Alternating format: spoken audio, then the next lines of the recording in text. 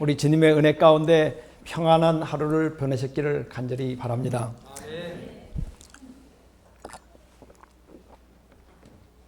오늘은 이제 성화에 대해서 제가 설명을 드리도록 하겠습니다. 이 성화의 문제를 제가 설명하려면 아마 이제부터 365일 동안 설명을 해도 다 할 수가 없을 줄 제가 믿습니다. 왜냐하면 이 성화의 과정은 각 사람마다 마치 자기 지문이 아주 독특하고 고유하듯이 다 다른 길로 성화되기 때문에 어떤 한 사람의 성화의 방법이 다른 사람의 성화의 방법이 될 수가 없어요. 베드로가 성화되는 방법과 바울이 성화되는 방법은 다른 거예요. 요한이 성화되는 방법과 또 마가가 성화되는 방법은 또 다른 거예요. 저희 집에 제 아내와 저는 아주 완전히 다른 사람들입니다. 제 아내는 예를 들어서 시차가 없어요. 그 사람은 참 얼마나 부러운지 모르겠어요. 왜 하나님께서 저같이 말씀을 전하러 다니는 사람에게 그런 은사를 주지 않으시고 집에 앉아있는 제 아내에게 그런 은사를 주셨는지 제가 알 수가 없는데, 제 아내는 어딜 가서 그냥 두루누면 자요. 시간이 전혀 상관없이 그냥 탁 누면 10분 이내에 잠드는 그런 은사를 갖고 있어요. 정말 부러워요. 그래서 저를 이해를 못해요. 왜 시차가 있느냐고 그렇게 이해. 또 음식도 그래요. 저는 유전적으로 무슨 문제가 있는지 몰라도 조금 짜게 먹으면 혈압이 금방 올라요. 그래서 짜게 못 먹어요. 근데 제 아내는 막 마늘종부터 시작해서 하여튼 짜고 한 건 다 먹어도 혈압이 항상 정말 저혈압일 정도로 90에 60 안 변해요. 참 이상한 사람이에요. 제가 볼 때. 그러니까 이런 식으로 다 사람마다 다른데, 만일 나는 짜게 먹으면 안 되니까 제 아내 보고 짜게 먹지 말라고 그렇게 할 수는 없어요. 저는 짜게 못 먹지만 제 아내는 짜게 먹어도 괜찮은 사람이에요. 무슨 다른 질환이 생길지는 모르지만 어쨌든 혈압은 안 오르고 있으니까. 하여튼 이런 면에서 제가 오늘 여러분들에게 말씀드리고자 하는 것은 성화의 방법을 여러분들에게 설명하는 게 아니고, 그걸 설명하려고 하면은 너무너무 시간도 많이 걸리고 여기 앉아 계신 분들에게 다 각 사람에게 적용되지 않는 말씀을 드릴 가능성이 굉장히 높기 때문에 그죠? 공통 분모, 성화에 있어서 모든 사람이 공유해야 하는 공통 분모만 그냥 정리해서 말씀을 드리겠습니다. 그래서 제일 먼저 이 성화는 믿음의 무한 발전입니다. 제일 먼저 이 면에 있어서는 갑과 을의 차이가 있을 수 없어요. 그러니까 갑, 을, 병이 다 똑같은 이 프로세스를 통해서, 과정을 통해서 믿음이 이제 발전하는 것입니다. 그래서 사도 바울은 이 면에 대해서 아주 분명히 말씀하고 계세요. 의심하고 먹는 자는 정죄되었나니 이는 믿음으로 쫓지 아니하느니라. 믿음으로 쫓지 아니하는 모든 것이 죄이라. 그러니까 제가 어저께 여기 나오는 말씀은 어저께 말씀드린데 여러분이 이어서 이해하시면 됩니다. 율법의 행위는 죄예요. 아시겠어요? 그러니까 제가 어저께 설명드리면서 율법의 행위란 무슨 안식일을 지킨다든지 금식을 한다든지 11조를 낸다든지 그것을 할례를 받는다든지 하는, 그것을 하느냐 안 하느냐가 아니고 어떤 증후군이 나타나느냐가 중요한 거라고 제가 말씀을 드렸어요. 믿음으로 안식일을 지킬 수 있고 율법의 행위로 안식일을 지킬 수 있고, 믿음으로 할례를 받을 수 있고 또 율법의 행위로 할례를 받을 수 있고, 이게 굉장히 중요한 것입니다. 믿음으로 쫓지 아니하는 모든 것이 다 죄라 그랬어요. 그러므로 정말 제가 여러분에게 정말 담대하게 말씀드리는데, 믿음으로 지키지 않는 안식일은 죄예요. 그걸 어떻게 아느냐? 유대인들이 안식일을 지키려고 예수님을 십자가에 못 박았어요. 율법의 행위로 안식일을 지켰기 때문에 이 사람들은 제7일에 안식일을 지었지만 안식일에 병 고치는 예수님을 어떻게 죽일까 그들이 나가서 의논하니라. 그렇게 돼 있어요.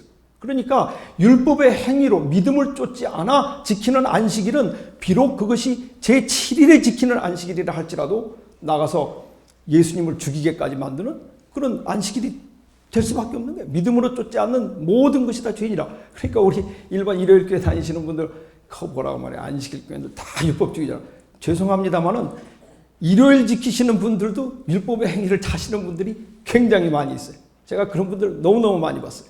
그러니까 여기서 지금 중요한 것은 뭐냐면 우리가 선한 생애를 살되 성화되는 생애를 살되 믿음으로 쫓지 않은 모든 것이 죄라고 하는 사실을 여러분이 이해하셔야 돼요. 그래서 믿음은 다시 그냥 복습 차원에서 말씀드리겠습니다. 제가 오늘 이것을 계속 반복해서 여러분들에게 강조하도록 하겠습니다. 이게 뭐냐면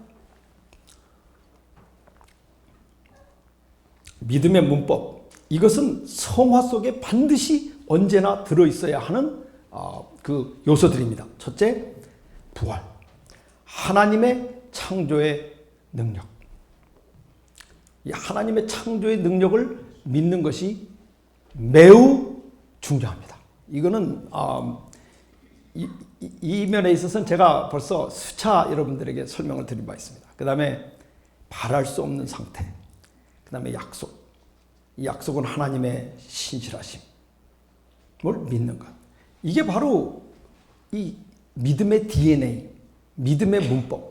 이것은 믿음의 DNA로 항상 이것이 존재하는 이상은 정말 겨자씨와 같이 작은 믿음이라고 할지라도 이것은 산을 움직일 수 있는 파워가 이 속에는 들어있는 것입니다. 그래서 이 부활은 하나님의 그 부활을 시킬 수 있는 하나님의 창조의 능력을 믿는. 참 제가 볼 때 이 믿음 그러면 항상 제가 오늘 처음 오신 분들도 계시고 다시 한번 설명드리겠는데 항상 어떤 생각을 하느냐 하면 그냥 어려움에 처하면은 믿음을 갖고 하나님께 손을 내민다. 그건 넘버 2예요. 그렇죠?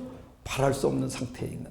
그런데 그것만 가지고는 부족합니다. 그 다음에 약속, 하나님의 신실하심을 믿는 약속. 제가 이 믿음의 DNA, 이걸 이 세 포인트를 여러분 기억하시기 바랍니다. 그런데 오늘 제 강의는 이 믿음을 어떻게 적용하느냐, 성화에 적용해야 하느냐 하는 이 점에 있어서 이 FAQ 형식으로 제 강의를 제가 한번 정리해 봤습니다. 이거 한국어로 잘 나오는 질문이라고 그렇게 돼 있는 것 같아요. FAQ, Frequently Asked Questions. 그렇죠? 이 Frequently Asked Questions가 이 다운 것 같습니다. 누가 성화를 이루느냐? 이 아주 중요한 문제. 제가 굉장히 중요한 문제지만 제가 그냥 짧게 제가 다루고 넘어가겠습니다. 그리고 여러분들이 나중에 이 강의를 기억하시기 어려우면 항상 그렇게 한번 질문해 보시면 됩니다. 누가, 무엇을, 어디서, 언제, 어떻게, 왜. 그러니까 무엇을 성화시키는가? 하나님께서. 성화를 시킨다면 어디가 성화되어야 하는가? 하나님 무엇을 언제 성화가 되는가? 생애 끝에 되는가? 시작이 되는가? 언제 성화가 되느냐 하는 이 성화의 언제 문제. 그 다음에 어디서 성화가 되느냐? 하늘나라에 가서 성화가 되느냐? 우리가 어디서 성화를 이룰 수 있느냐? 어떻게 성화를 이룰 수 있느냐? 그 다음에 왜 성화가 되어야 하느냐? 하는 FAQ 형식으로 여러분들에게 제가 간단히 설명을 드리겠습니다. 그런데 여기 나오는 이 대답은 가장 근본적인 면, 그러니까 우리가 잊어버리기 쉬운 면만을 여러분들에게 제가 소개하도록 그렇게 하겠습니다. 누가? 이것은 매우 쉬운 답입니다. 이거 보통 FAQ 보면 답이 아주 짧게 나와 있죠. 제가 그래서 긴 답을 드릴 필요 없고 그냥 여러분들이 이미 아시는 것을 정리해 드리는 차원에서 제가 말씀을 드리겠습니다.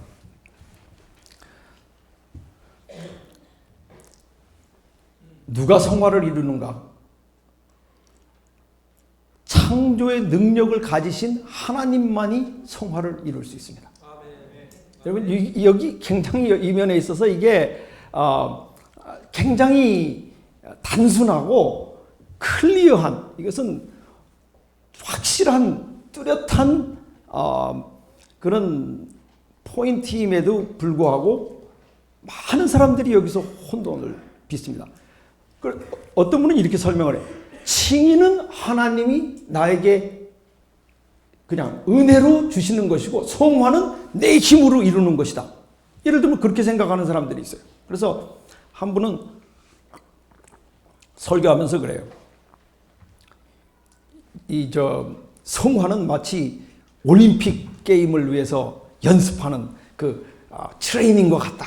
그러므로 이거는 내 힘으로 매일 내가 트레이닝을 할 때 일어나는 것이다.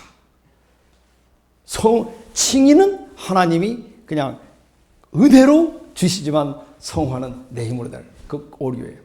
오류. 여기 사도 바울이 말씀하시기를 나는 심었고 아볼로는 물을 주었으되 오직 하나님은 자라게 하시느니라. 아멘. 우리가 성화되고 변화되는 것은 하나님 때문에 변화되는 거예요. 하나님의 놀라운 능력으로 말미암아. 그런데 물론 애쓰시는 것을 제대로 애를 써야지 잘하게 하려고 애를 쓰면 안 돼요. 물 주고 그 다음에 심고 그걸 해야 돼요. 힘들죠. 물론 김도 매야 되고 뭐 벌레도 잡아줘야 되고 뭐 여러 가지 할 일이 많아요. 그건 다 우리가 해야 될 몫입니다. 그거를 부인하는 건 아니에요. 그러나 열매가 맺힐 때까지 그 식물이 자라는 것은 하나님의 놀라우신 능력으로 말미암아 되는 것이고, 물을 주고 심고 김을 메고 그러면 자기가 혼자서 자라게 돼 있는 것이에요. 이거는 어떤 인위적인 어떤 외부의 영향을 위해서 자라는 것이 아니고 하나님의 능력을 통해서 자라는 거예요. 만약에 그 농부가 가서 야 이게 왜 안 자라? 그리고 막 잡아 당기면 여러분 어떻게 되겠어요? 그러면 그게 자라겠어요? 그게 망가집니다. 근데 어떤 사람은 그런 식으로 성화를 이루는 사람이 있어요. 성경 말씀이 있고 우리가 믿음으로 제가 아까 말씀드린 대로 하나님의 창조의 능력을 믿고 근데 왜 이렇게 안 자라 도대체 이러는 사람들이 있어요. 왜 이렇게 내가 안 자라? 그걸 할 수 없어요. 안 자라면 그거는 조그맣게 크는 식물이기 때문에 안 자랄 수도 있는 거예요. 해바라기처럼 쭉쭉 자라는 식물도 있고 어떤 거는 정말 안 자라는 저 일본의 반사이 나무같이 그렇게 안 자라는 그런 나무들도 있어요. 그러니까 여러분이 어떤 종류인지는 저도 모르겠어요. 그건 아까 말씀드린 대로 사람마다 크게 자라는 사람, 조금 자라는 사람, 거의 안 자라고 이끼처럼 붙어있는 사람, 뭐 별의별 사람이 다 있습니다. 그런데 어쨌든 자라는 것은 하나님이 주시는 것이고 여러분이 그 하실 일은 물 주고 그 다음에 심는 거예요. 그것만 하시면 돼요. 근데 또 보니까 식물도 길러보니까 어떤 건 물을 안 줘야 되는 식물이 있고 선인장 같은 거는 어떤 건 물을 또 굉장히 콩나물 같이 많이 줘야지 자라나는 것도 있고 그래요. 그냥 뭐 물을 뭐 아무거나 다 어떤 사람은 또 물을 안 줘야 자라는 사람도 있어요. 가만히 놔둬야 자라는 사람이 있어요. 옆에서 자꾸 얘기하면은 다 죽어버려요. 이렇게. 그리고 와서 뭐 먹어라, 이거 하십시오. 뭐 성경 읽으십시오. 아이, 참 귀찮아 죽겠네. 그리고 교회도 안 나와버리고. 어떤 사람은 또 그렇게 해야 감사합니다. 그러고 잘하는 사람이 있고 다 여러분 그러나 우리가 제가 여기서 말씀드리는 것은 뭐 물 주고 뭐 비료 주고 뭐 우리가 여러 가지 노력을 하기 때문에 하나님이 잘하게 하신다는 사실을 깜빡 잊어버릴 수 있어요. 다 잊어버리고 내 힘으로 모든 게 다 되는 줄 그렇게 생각할 수 있어요. 그러나 여기 제가 처음에 말씀드리고 싶은 것은 성화는 오직 하나님의 능력으로 말미암아 이루어집니다. 그렇기 때문에 우리가 하나님의 능력을 받아야 돼. 하나님의 능력을 받아. 그러면 우리는 무엇을 해야 되는가? 물 주는 것은 무엇을 의미하는가? 여기 보면은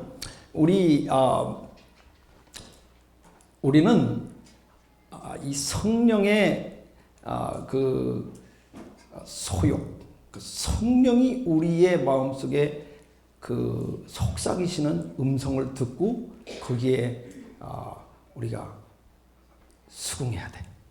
우리가 너희가 성령이 말씀하시기를 너희가 오늘 하나님의 음성을 듣거든 마음을 강팍하게 하지 말지니라 그랬어요. 그리고 그와 같이 우리의 마음속에 여기 보면 육체의 소욕은 성령을 거스리고 성령의 소욕은 육체를 거스리나니 이 둘이 서로 죄송합니다.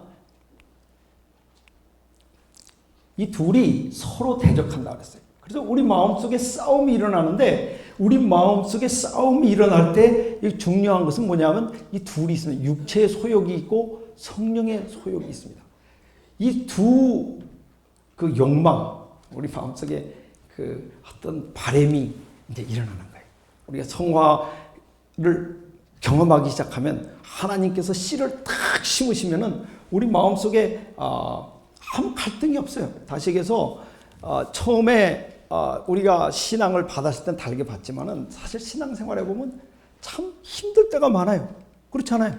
왜냐하면 우리 마음속에 갈등이 자꾸 생기니까 뭐 하면 이렇게 안 해야 될 텐데 물건을 하나 사도 이 비싼 거 사면 이가 사치인데 뭐 이런 생각 뭐 여러 가지 전에는 맛있게 먹던 음식도 이런 음식은 또 안 먹어야 되는데 뭐 자꾸 이래가지고 마음속에 걸리는 게 점점 많아져가지고 참 어떤 때는 정말 괴로울 때가 많아요. 신앙생활하면서 저 자신도 그래. 뭐 제가 전에 뭐 골프 친다고 얘기했죠. 골프 나가서 드라이브 잡으면 내가 이게 골프를 쳐야 되나 안 쳐. 그런 생각이 들 수도 이게 참 지금 오늘도 수고하시는 성도님들 많은데 내가 여기 목사라는 사람이 나와서 골프 치면 되나 그런 갈등도 생기고 말이에요. 그게 다 뭐냐 하면은 좋은 거예요. 그게 바로 하나님의 영적인 이 소욕, 성령의 씨앗이 내 속에 들어왔다고 하는 것을 얘기하는 것입니다. 그 갈등이 없는 상태는 결국 육체의 소욕밖에는 없는 거예요. 그래서 여기 보면 인간에게 선택의 여지가 있는데 그것은 육체의 일, 성령의 열매. 이 두 가지가 서로 이렇게 자꾸 대립되는 관계를 이제 갖게 된다고 하는 것. 그냥 여기서 제가 너무 많은 설명을 드리기는 시간도 없고 역부족인데 이 선택의 여지에 대해서 제가 하나만 그냥 말씀을 드리겠습니다. 성화는 선택을 통해서 일어납니다. 우리가 이 선택을 해야 되는데 여기 보시면은 성령의 열매는 사랑과 희락과 화평과 오래 참음. 육체의 일은 음행과 더러운 것과 분쟁과 시기, 분냄과 당짓는 것. 이 둘이 서로 아까 말씀드린 대로 서로 대적한다고 그렇게 돼 있어요. 그 말은 무슨 말이냐 하면 이 둘을 다 동시에 가지고 있을 수 없다는 얘기예요. 그래서 예를 들면 이제 그거를 여러분이 깨달아 아셔야 돼요. 우리가 할 수 있는 게 무엇이냐? 이 둘의 선택, 이 선택이 화이프인의 말씀에서 모든 것이 인간의 선택에 달려있다 그랬어요. 이 선택은 선과 악의 선택이 아니라 좋은 것과 더 좋은 것. 어떤 경우에는 우리가 나쁜 것과 좋은 것을 선택한다 그러는데 우리가 죄인이기 때문에 좋은 것과 나쁜 것이라 그러면 그렇게 얘기해요. 예를 들어서 음행. 사람들이 이 세상 사람들에게 물어보면 음행 그거 재밌고 좋은데 왜 그거 못하게 하지? 술 먹고 분내고 시기하고 화나면 화도 좀 내고 사람이 그것도 괜찮은 것처럼 우리 세상 사람들은 얘기를 해요. 그렇기 때문에 우리가 사실 선과 악의 싸움 이러면은 하나는 나쁜 것과 하나는 좋은 것 둘 사이에서 고른다 이렇게 생각하지만 실제 살아보면은 좋은 것과 더 좋은 것을 우리가 선택하는 경우가 훨씬 많습니다. 그래서 예를 들면 이건 좀 어폐가 있는 예화지만 여러분께서 들어주시기 바랍니다. 제 사랑하는 친구가 있었는데 바람을 폈어요. 좀 죄송합니다. 그런 속된 표현을 여기 써서 그래서 내연녀가 있었는데 여기 음행. 그래서 제가 만나서 얘기를 했어요. 당신 가족도 있고 그런데 어떻게 그렇게 자식 그 이쁜 정말 조그만 강아지들 같은 그 자식들을 놓고 무슨 짓을 하고 있느냐고 말이에요. 제가 아주 강력하게 말해요. 그랬더니 맞아. 내가 내 내연녀를 만나고 집에 오면서 자식들 생각만 하면 가슴이 무너지는 것 같아. 그래요. 자기도. 근데 내연녀를 만나러 갈 때는 내 마음이 다 녹아. 너무 행복해. 그러는 거예요. 그래서 어떻게 자기가 할 수가 없대. 집안을 생각하면 그만둬야겠는데 그 사랑하는 애인의 얼굴을 생각하면 마음이 녹아내려가지고 자기가 너무 행복해서 어떻게 할 수가 없대. 그러니까 이 사람이 선택을 못하는 거예요. 그렇게 선택하면 안 되고 여기에 그러니까 성화가 안 이루어져요. 그래서 이 사람 결국 저 집안 다 이혼하고 깨지고 가버리고 말았어요. 그런데 참 여기에 보면은 어떻게 우리가 생각하느냐면 분쟁을 하면서도 희락, 기쁨이 있을 수 있다. 음행을 하면서도 기쁨이 있을 수 있다. 그건 사실이 아니에요. 여기서 얘기하는 것은 뭐냐 하면 양자택일입니다. 더러운 것과 음행을 하는 사람의 생애 속에서는 사랑이 있을 수 없어. 그러니까 그 사람의 생각에는 내가 음행을 하면서도 나는 사랑할 수 있다. 사랑할 수 없어요. 절대로. 사랑과 희락과 화평과 오래 참음을 택하시든지 아니면 둘 중에 하나를 택해야 돼. 그 택하는 것은 자기의 몫이에요. 자기가 그걸 택할 수 있는데 제가 여기서 말씀드리려고 하는 것은 많은 사람이 어떤 생각을 하고 사느냐 하면 교회 안에서 예를 들면 음행 말고 분쟁과 시기와 여러분이 아시는 바와 같이 당 짓는 것과 이런 여러 가지 문제들이 있는데 교회에서 분쟁하고 싸우고 큰 소리로 뭐 서로 당을 짓고 막 그런 문제가 생기지 않습니까? 이제 결국 교회 차원에서 이제 막 싸우는 이제 그런 문제가 생기는데 그렇게 하면서도 내 마음속에 여전히 기쁨과 화평이 있을 수 있다. 이렇게 혼돈을 하는 거예요. 그러나 제가 여러분들에게 분명히 말씀을 드리는데 육체의 길을 따라서 가는 사람의 생애 속에서는 절대로 결코 사랑과 화평과 희락과 오래 참음과 양성과 충성과 이런 성령의 열매가 전혀 열릴 수 없어요. 전혀 열릴 수 없어요. 그러니까 둘 중에 하나를 택해야 돼. 그것은 우리의 몫이에요. 내가 그 둘을 택할 때 하나님의 성령이 나로 하여금 자라나도록 도와주시는 거예요. 둘을 가질 수 없다면은 저는 여기 보면 둘이 대적을 한다 그랬는데 제가 제일 사용하기 좋아하는 제가 이 예가 이 아이폰입니다. 제가 이 아이폰을 갖고 있는데 이게 아이폰 메신저도 다 잊어버렸어요. 아이폰 5에서 6로 제가 바꿨는데 이 아이폰을 제가 가지고 있던 아이폰을 제가 너무너무 사랑했어요. 너무너무 사랑했어요. 이것도 좋은 폰이었어요. 그러나 아이폰 5에서 아이폰 6로 제가 이제 아이폰 5에서 6으로 만약에 제가 옮기는데 둘을 더 가질 수 없다면 인간은 더 좋은 것을 택하게 돼 있는 거예요. 그렇죠? 그러니까 우리가 항상 더 좋은 것을 택하는 것이 결국은 우리가 그런데 놀라운 사실은 더 좋은 것을 택하는 순간 그렇게 아끼고 애지중지하던 그 아이폰 4인지 5인지 더 이상 관심이 없어.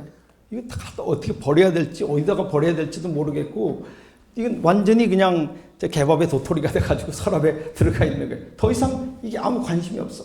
그러니까 이 성화에 유혹이 있다고 하는 것은 뭐냐면 둘이 아직 선택을 못하고 있는 거예요. 더 좋은 것을 선택할 때 그 덜 좋은 것은 우리 생애 속에서 관심이 사라지게 되는 것입니다. 그건 자연스러운 그 현상으로 우리가 볼 수 있습니다. 그래서 여러분 우리가 할 수 있는 것은 선택의 여지. 무엇이 성화되느냐? 무엇이 성화되느냐 하면 몸과 마음이 성화됩니다.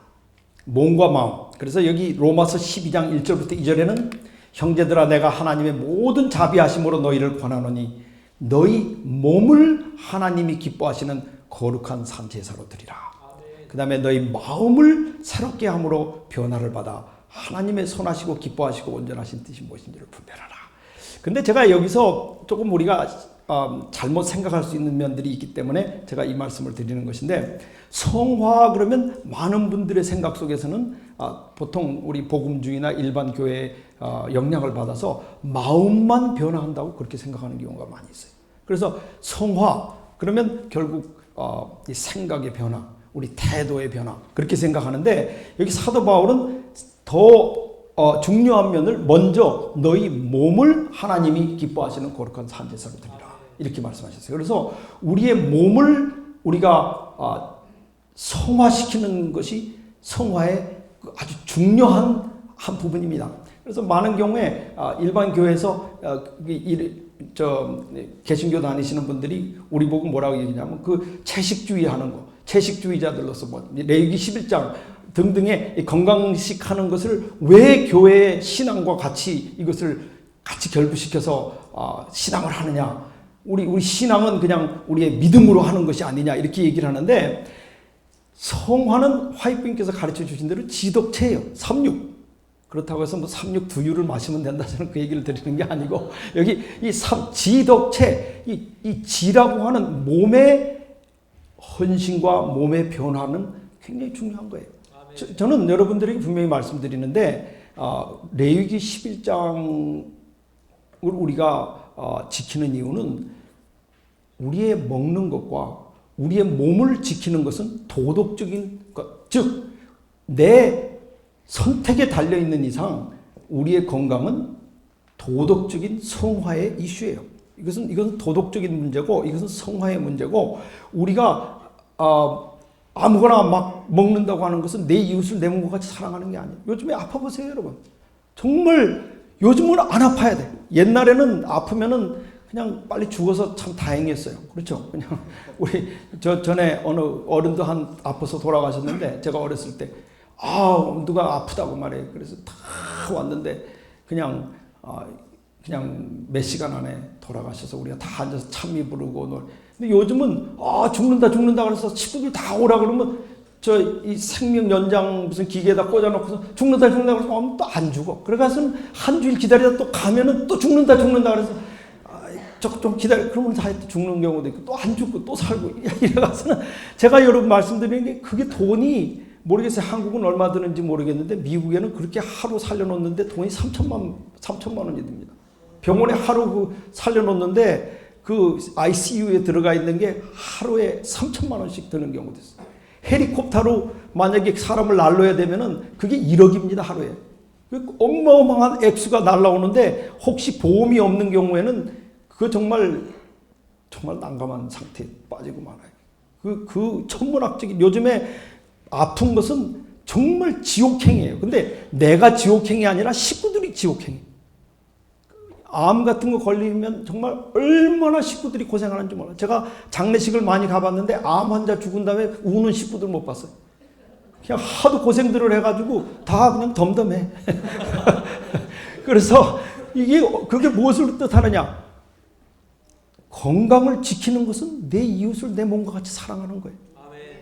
이게 건강은 아주 중요한, 우리 생애에 있어서 아주 중요한 성화의 한 부분이에요. 근데 여기서 얘기하는 건 건강 이상을 얘기하는 것이고, 우리가 예를 들면 우리 몸의 사용, 그것을 특별히 사도 바울이 여기 설명하고 계시는 것입니다. 무엇을? 우리 몸을. 제가 이번 주일에 생각에 대해서 많이 설명을 드렸기 때문에 이 몸에 대해서 제가 설명을 드리는 이유는, 이 몸을 우리가 제대로 주관하지 못하면 성화가 이루어지지 않습니다. 근데 그게 무슨 얘기냐면, 이 몸에는 지체가 있습니다. 눈이 있고 코가 있고 입이 있고 손이 있고 혀가 있고 뭐 여러 가지 지체가 우리 몸속에 있지 않습니까? 근데 그것을 우리가 의롭게 사용해야 돼요. 그래서 예를 들어서 가장 의롭지 못하게 사용하는 지체가 뭐냐면 혀예요. 이 혀를 우리가 잘 이게 주관을 해야 돼요. 그래서 이 혀에서 무슨 말이 나오는지 제일 정말 간사하고 제일 죄를 많이 짓는 이 지체가 사실은 혀예요. 수도 없이 많은 거짓말을 하고 얼마나 많은 속임수를 쓰고 그냥 돌아서면 남의 험담하고 이런 식으로 정말 참 혀만 없어도 구원을 받겠다 할 그런 생각을 할 정도로 이 혀가 이게 아주 무서운 지체란 말이에요. 제일 우리 몸에서 제일 죄를 많이 짓는 지체예요. 근데 이 혀를 하나님 찬양하는데, 제가 어저께 말씀드린 우리의 형제들을 용기 주는데 사용하는 이와 같은 변화를 이루는 것을 성화라고 얘기하는 거예요. 눈도 그래요. 눈도 죄를 많이 짓습니다. 매일 보고 부러워하고. 큰 몰 같은데 가셔가지고 그 윈도우 쇼핑한다고 보면 얼마나 좋은 것들이 많아요. 정말 이 한국도 그렇겠지만 미국의 시카고에 가면은 워터 타워 뭐 이런 그 아주 큰 백화점들이 있는데 그 백화점이 13층인가 뭐 굉장히 커요. 근데 그 13층인가 되는 뭐 제가 층수는 들어가 본 지가 오래돼서 잘 모르겠는데 한 층의 절반이 남자 물건이고 나머지가 다 여자 물건이에요. 놀라운 사실이에요. 그래서 그냥 그 위에서부터 내려오시면서 얼마나 우리 사모님들이 다 가슴 아프실까 저는 생각을 해봅니다.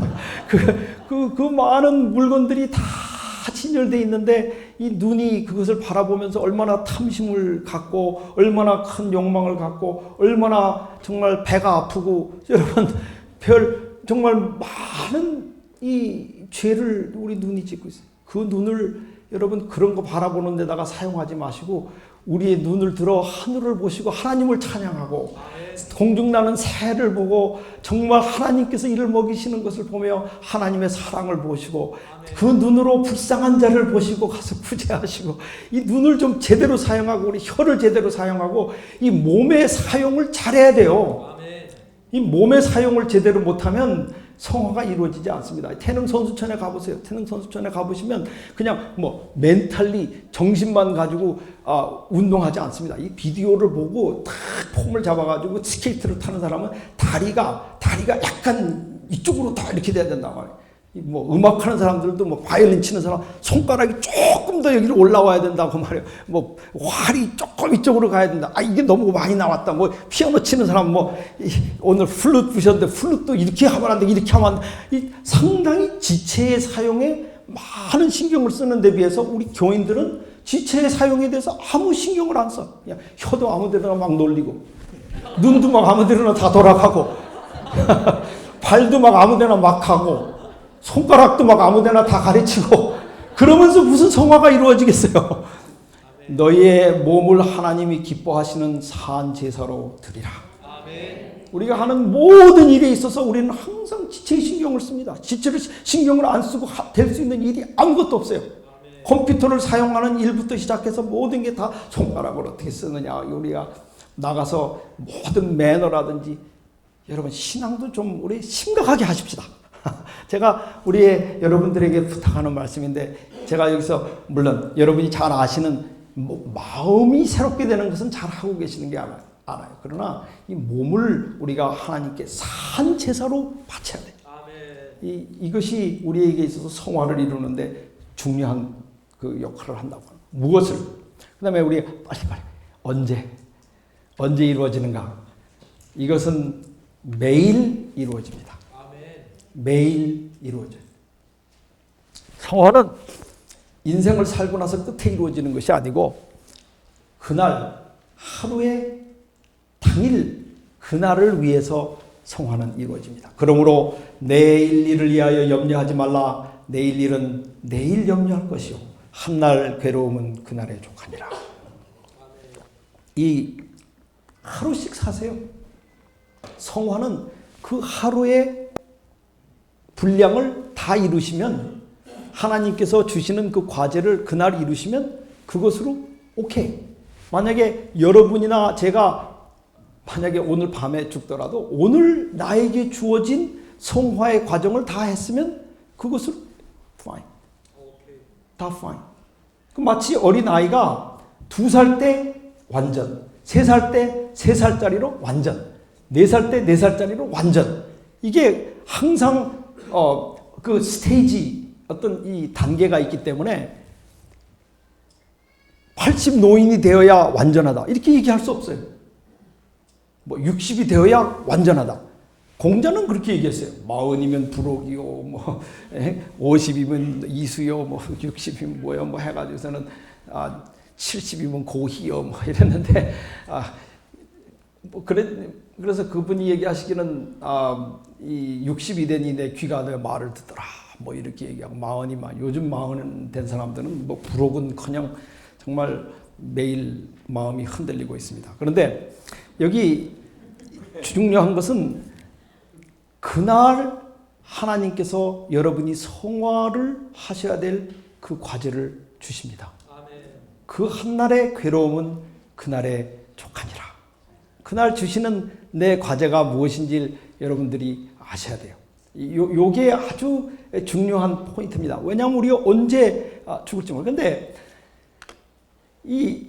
제가 건강식 얘기를 해서 또 이 건강식 문제를 제가 다루지 않을 수가 없는데 우리 교인들이 건강식을 하는데 참 잘못하고 있어요. 제가 볼 때는 분명히 성경에는 일용할 양식을 주옵시며 그랬어요. 일용할 양식. 저는 어떤 실수를 범하는 것을 자주 보느냐 하면 이거 먹으면 암 안 걸린대. 이런 얘기, 이거 먹으면 젊어 보인대. 이런 거요. 또는 이거 먹으면 병 안 걸리고 오래오래 100세까지 살 수 있다. 서로 사람이 죽는 게 꼭 암으로만 죽습니까? 사람이 죽는 게 얼마나 그리고 암 문제는 그래요. 제가 볼 때. 뭐 먹어서 암 안 걸린다고 그래서 그거 안 먹다 맛있는 거 안 먹다 암 걸리면 얼마나 억울합니까?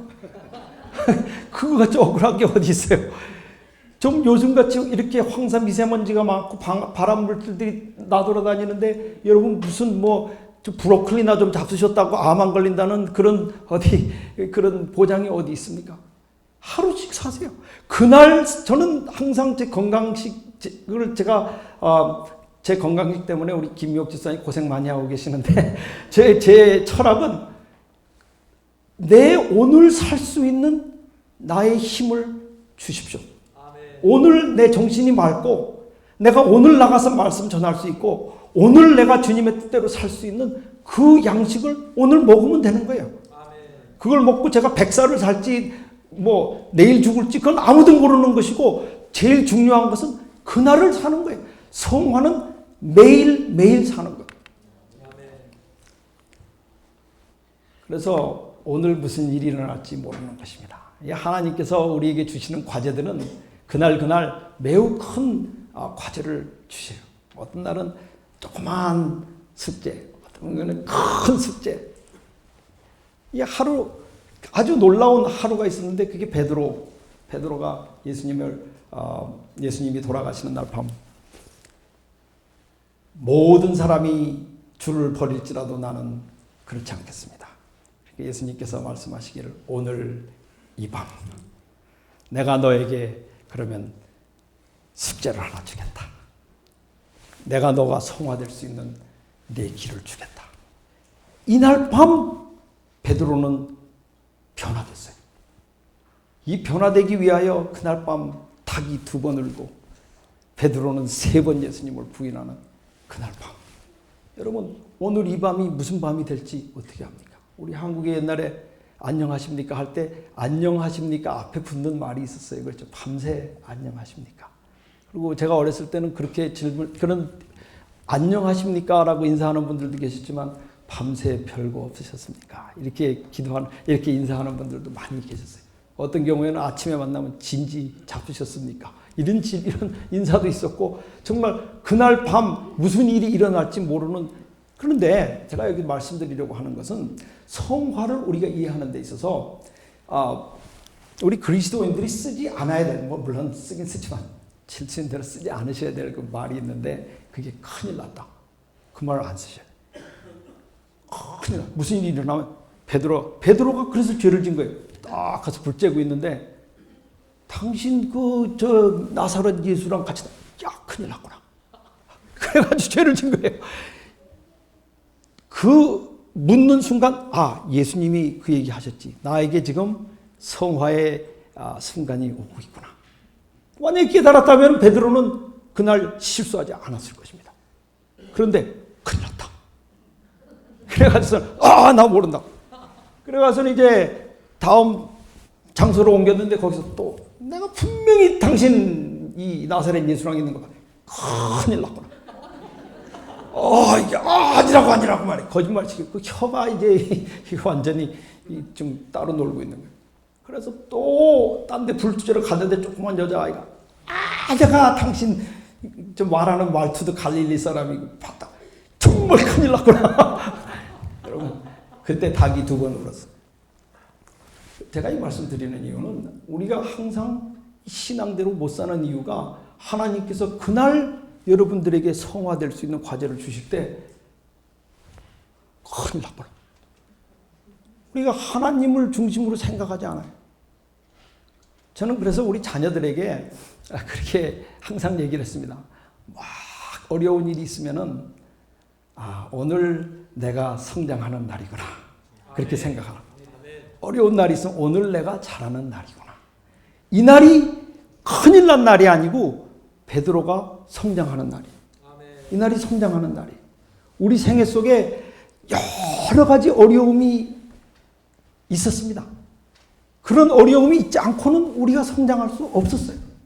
그렇기 때문에 우리가 오늘 이 밤, 오늘 이날 주시는 그 과제를 우리가 소화시켜야 돼요. 우리가 그날 소화시키고 그것을 감사하게 받고 우리가 살아야지. 세상 사람들처럼 큰일 났네. 어이, 큰일 났구나. 전화 오면 어이, 큰일 났다. 큰일 날 거 없어요. 왜? 이것이 바랄 수 없는 중에 창조주를 바라볼 수 있는 그날이기 때문에. 그렇죠. 우리가 솔직히 뭐 바랄 수 없는 중에 그렇지만 실제로 일을 당해야 우리가 그 상태에 빠지게 되는 거예요. 그 상태에 빠지게 되면 여러분 기억하세요. 이 날이 플랜 B를 할 수 있는 날이다. 이 날이 바로 내가 바랄 수 없는 중에 내가 내 창조주의 능력을 붙들 수 있는 그와 같은 시간이 왔다고 하는 것을 우리가 깨달아 알아야 돼. 그래서 우리 교인들이 저는 좀 너무 익사이트를 잘해. 제가 볼 때는 그게 뭐냐면 마지막에 이제 우리 뭐 환란이 온다 막 이래가서 겁을 먹고 이제 올 거예요, 여러분. 지금 여러분도 다 아시다시피 미국의 경제도 다 부풀어져 있고 지금 월가도 부풀어져 있고 다 거품이에요. 중국도 거품이고 미국 월가도 거품이고 이게 언제 이 거품이 다 갈지 우리는 지금 기다리고 있는 중입니다. 지금 우리 미국에서는 지금 가만히 앉아서 지금 언제 이 거품이 지금 가실 건가 지금 기다리고 있어요. 여러분 미국의 거품이 가시면 한국 거품도 다 같이 가는 거예요. 그러니까 언제 여러분 가지고 계신 재산이 절반으로 떨어질지 그건 아무도 몰라요. 이건 장담할 수 없는 일이고 우리가 그런 모든 일이 있다고 그럴 때 큰일 났구나 이러지 마시고 그런 날이 오시거든 이 날이 내가 창조주를 붙드는 말할 수 없는 중에 약속을 믿는 날이라고 하는 것을 우리 기억해야 되는 것입니다. 아멘.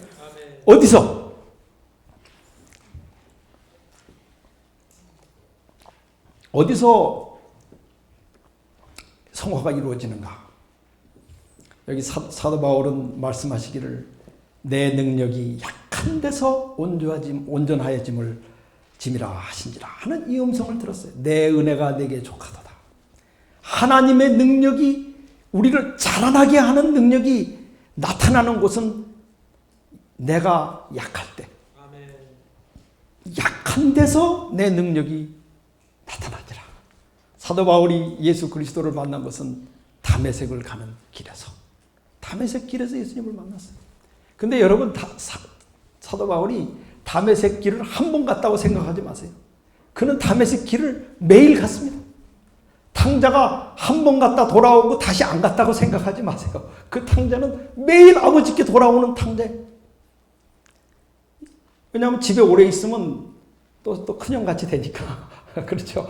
제가 여기서 이거 비유적으로 말씀드리는 건데 우리가 여기 사도 바울이 말씀하신 대로 그래서 이 사도 바울이 다메섹 길을 안 갈까 봐 하나님께서 내 육체에 곧 사단의 사자를 주셨다. 이거 정말 참 용기 있는 말이에요. 여기 물론 많은 분들이 이것을 가르쳐서 뭐 눈병이 있었다느니 뭐 이렇게 말씀하시는데 여기 보면 내가 너무 자고하지 않게 하기 위해서 여기 내게 가시를 주셨다 그랬어요. 내 몸에 가시를 주셨다.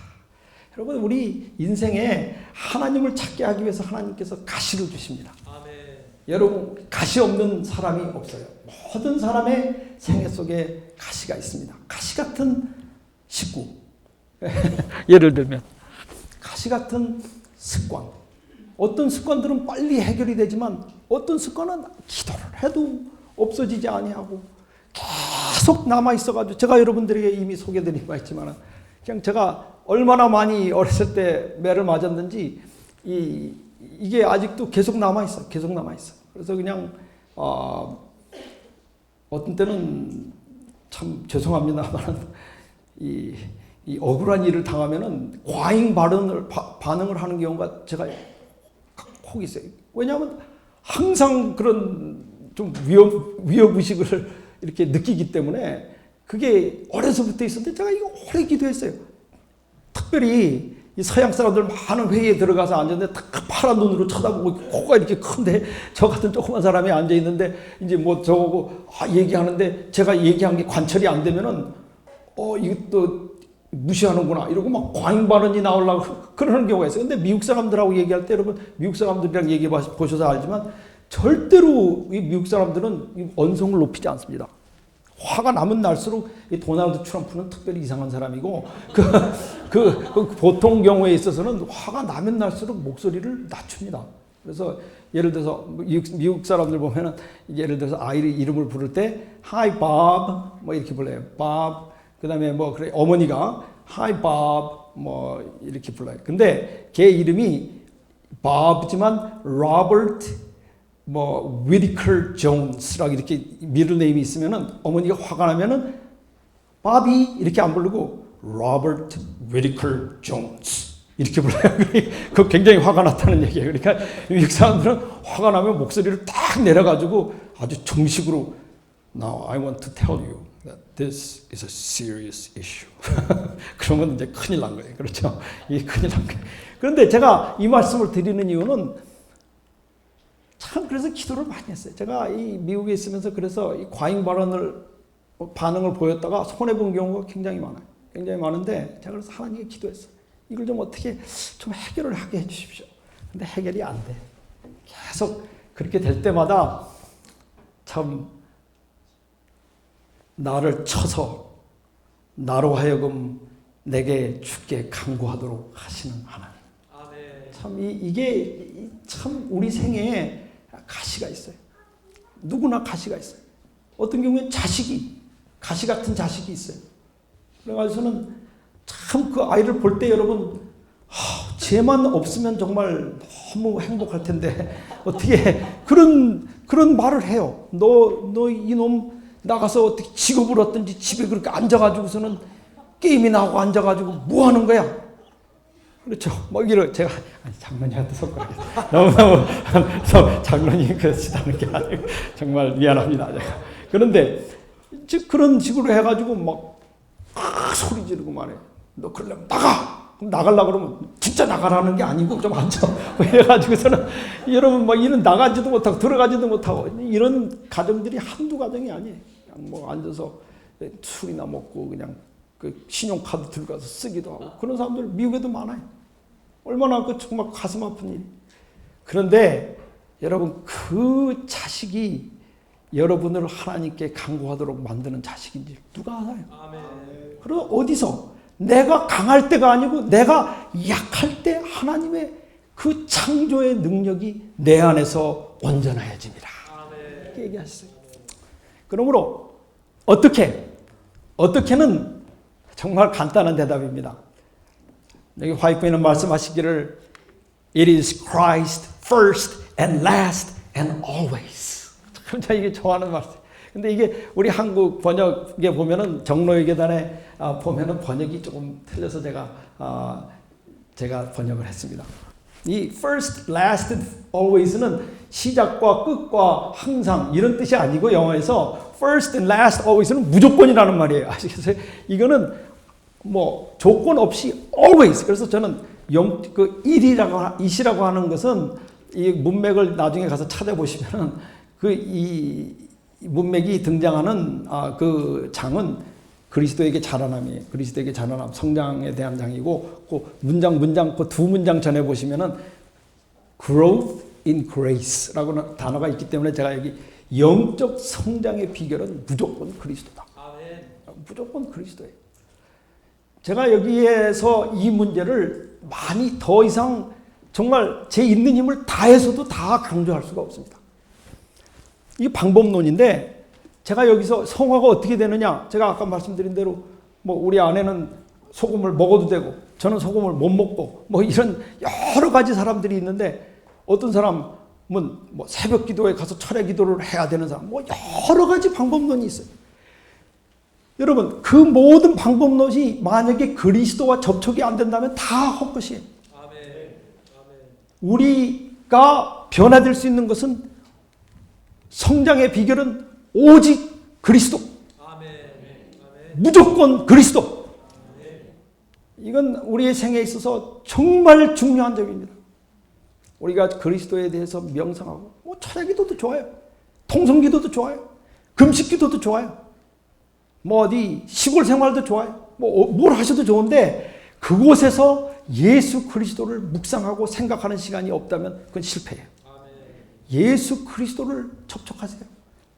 여러분이 어디 계시든지 상관없이. 근데 아까 말씀드렸는데, 내가 약할 때 예수 그리스도, 제가 창조의 능력과 또 우리 생애에 나타나는 하나님의 약속을 말씀드렸는데, 그게 그냥 맹목적인 창조의 능력이 아니고 그리스도를 통해서 보는 창조의 능력, 그리스도를 통해서 보는 약속. 내가 수고하고 무거운 짐진자들아 다 내게로 오라. 내가 너를 쉬게 하리라. 그것이 예수 그리스도가 우리에게 주시는 약속. 우리가 이와 같은 그 그리스도 중심의 성화를 해야 돼요. 그래서 어떻게 방법론이 수도 없이 많아요. 사람마다 다 성화가 되려면 칭의가 먼저 되고, 그 다음에 성화가 돼야 된다. 어떤 사람은 뭐가 있어야 되고, 그 다음엔 성화는 혼자 힘을 여러 가지 방법론. 그 방법론은 사실은 좀 굉장히 어폐가 있다고 생각하는 게, 그 사람한테는 그게 해당되는 방법인지도 몰라요.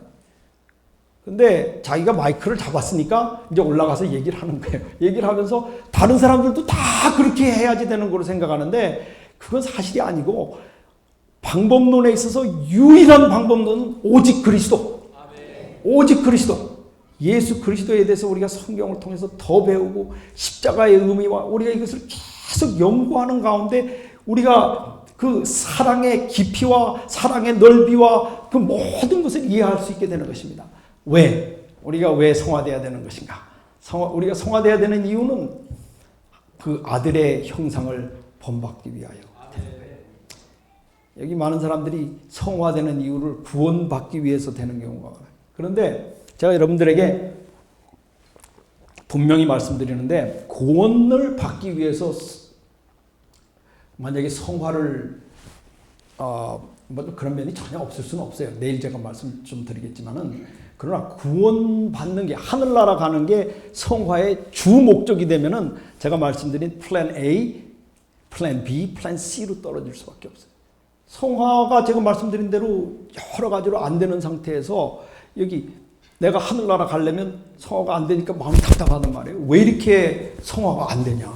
이러다가 구원을 못 받겠다 하는 불안한 마음 속에서 자꾸 이제 그 플랜 C 5가지를 줄여가지고 자기가 할 수 있는 것을 이제 건강식이라든지 고기를 안 먹는다든지 안식일을 지킨다든지 하는 식으로 이 성화를 해갔어요. 그런데 우리가 무엇을 하든지 가장 그 중요한 것은 목적을 깨달아야 돼요. 우리가 성화가 돼야 되는 이유는, 믿음을 통해서 성화가 돼야 되는 이유는 우리 안에 하나님의 형상이 그리스도를 통해서 나타나게 하기 위해서 하는 것입니다.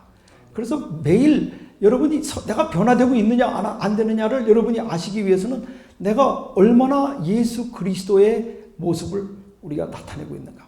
그럼 예수 그리스도의 형상이 뭐예요? 내 이웃을 내 몸과 같이 사랑하라. 그거예요.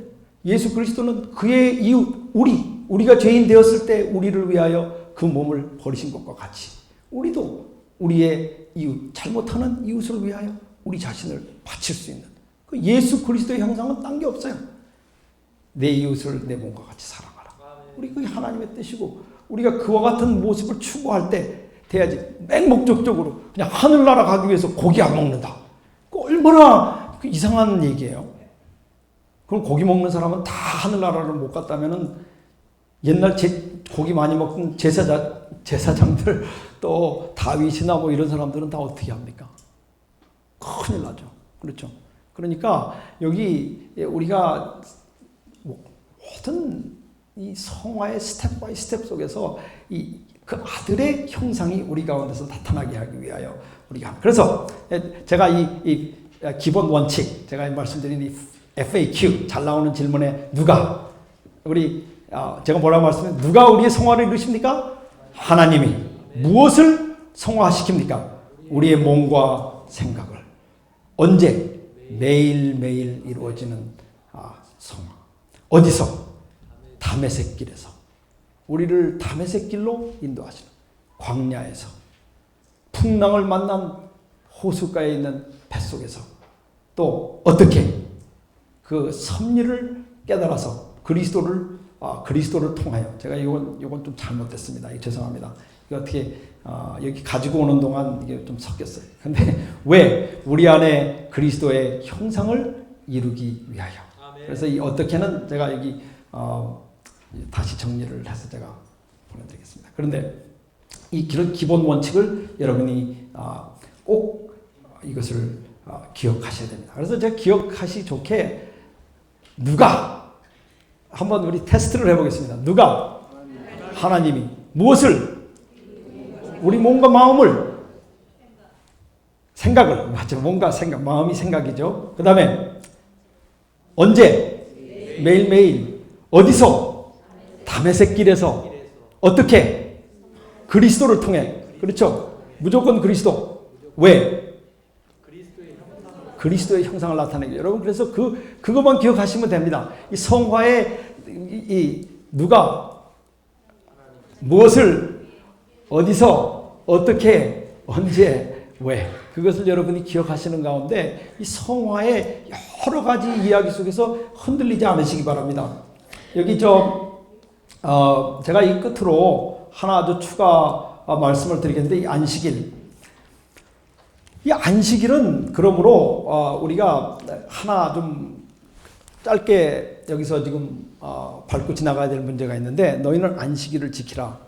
이는 나와 너희 사이에 너희 대대의 표징이니 나는 너희를 거룩하게 하는 여호와니라 그랬어요. 우리가 안식일을 지키는 이유는 안식일이 우리를 거룩하게 하기 때문에 지키는 게 아니고 안식일은 하나님께서 우리를 거룩하게 해주시는 상징이라고 했어요. 거기 보면 뭐라고 돼 있어요? 나는 너희를 거룩하게 하는 여호와라. 우리 안식일이 우리를 거룩하게 해주는 것이 아니고 안식일의 주인이신 하나님께서 우리를 거룩하게 해주시는 거예요. 그러므로 안식일이 올 때 우리가 정말 이 하나님의 능력, 우리가 이 창조의 능력, 제가 그래서 다시 한번 제 강조를 드리겠어요. 안식일에 반드시 창조주이신 하나님을 예수 그리스도를 통해서 반드시 생각하고 명상하세요. 하루 종일 안식일 내내 창조에 대한 생각 없이 하루를 보내는 것은 큰 실수입니다. 그래서 이 창조, 그래서 우리 하나님과 연결할 때 하나님께서 우리를 나는 너희를 거룩하게 하는 여호와다. 그래서 우리 교인들 나중에 누구를 만나더라도 우리 여호와의 능력으로 내가 거룩해졌다고 우리 얘기할 수 있어야 돼요. 안식일이 앞장서면 안 돼. 안식일의 주인이신 그리스도. 그렇죠. 제가 오늘은 시간이 조금 있기 때문에 제가 질문을 받겠습니다. 여러분께서 질문이 있으시면 질문을 해주시면 제가 질문을 받겠습니다.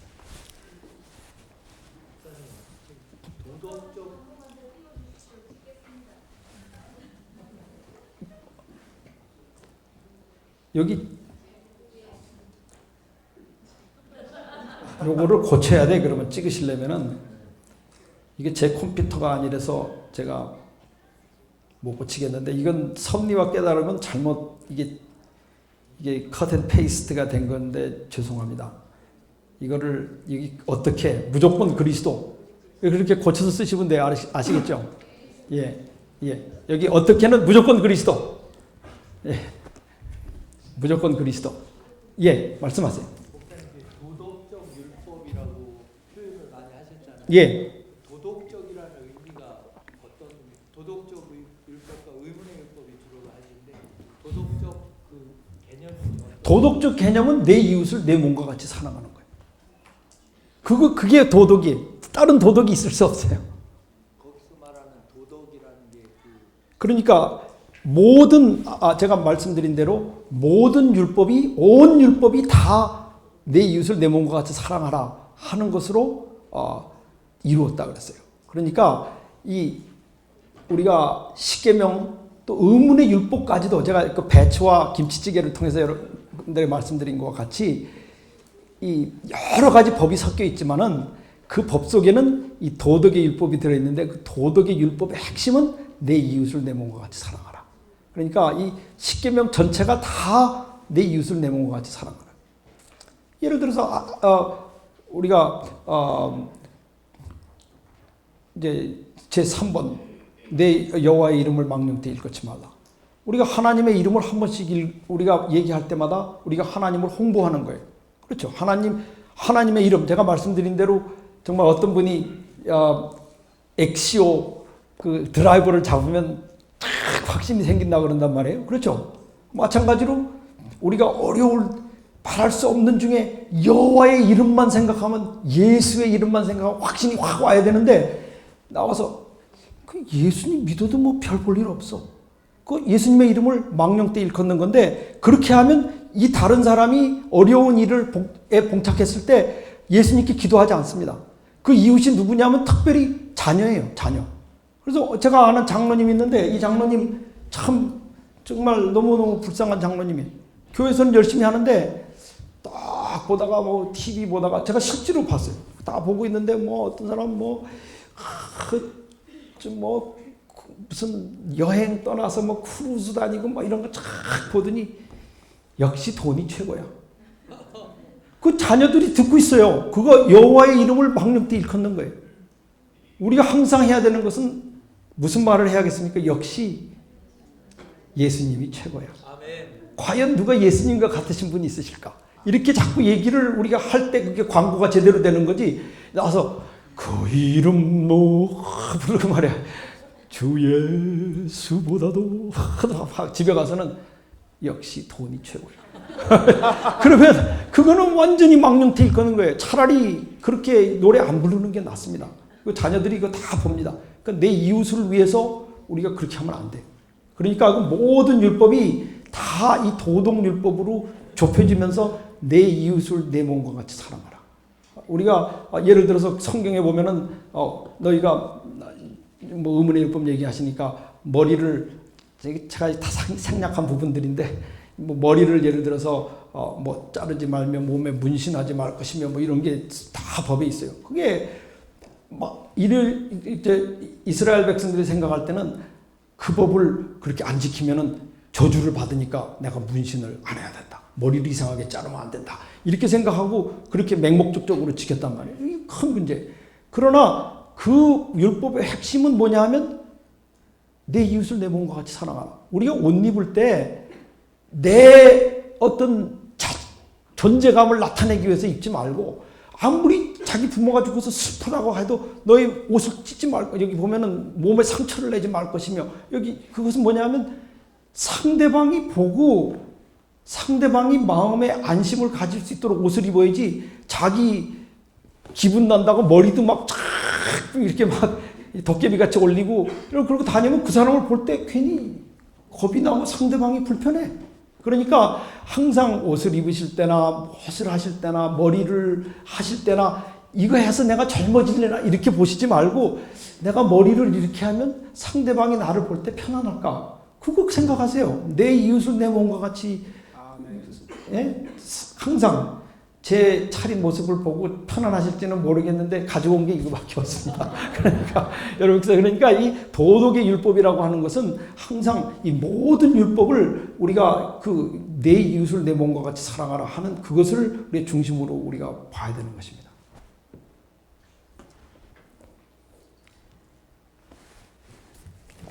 성화가 구원을 받기 위해서 성화가 돼야 되는 게 우선적인 목적이 아니라고 하셨는데, 성화와 구원의 관계를 좀 간단하게 좀 설명해 주시죠. 그거는 제가 내일 드리겠습니다. 제가 내일은 제 제목이 심판과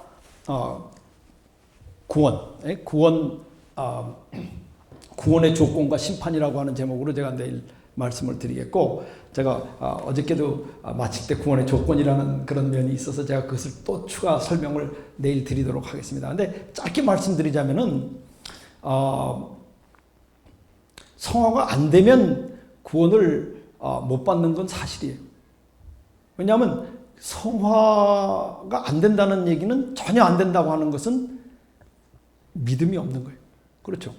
성화는 믿음의 무한 발전이기 때문에 믿음이 없는 거예요. 그러니까 이게 성화가 안 돼서 구원을 못 받는 게 아니고 이 믿음이 없어서 구원을 못 받는 거예요. 사실은. 그러니까 짧은 대답이에요.